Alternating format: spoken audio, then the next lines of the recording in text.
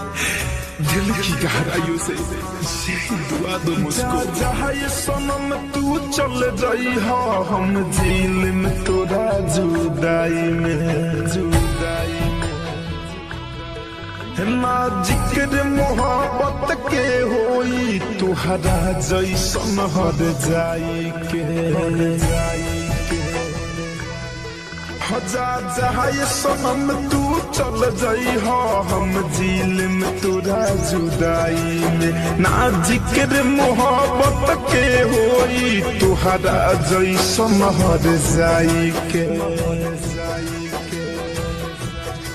हम बस इतने बात बता जा भइल हमसे कौन खता बा, घुट घुट के हम जीले हम रानी अब तुहरा तन्हाई में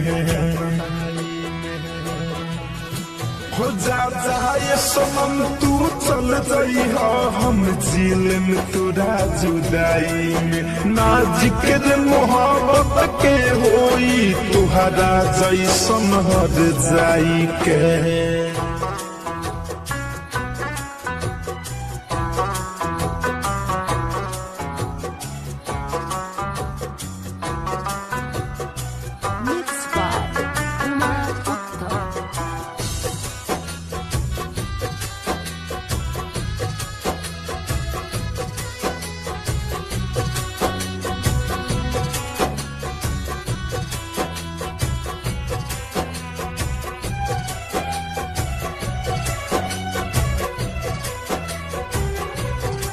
हो काहे इश्क में अक्सरई होला, दिल टूट के चकनाचूर होला।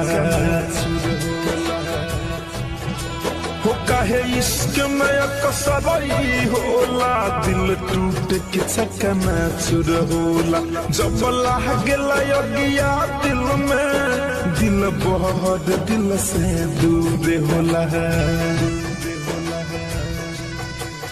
भले जिंदगी धुआं धुआं बा, बाकी दिल से ये दुआ बा। खुश रही हो हमार जान तू ससुरा में भी जाई के हो जा ये सनम तू चल जाई हो।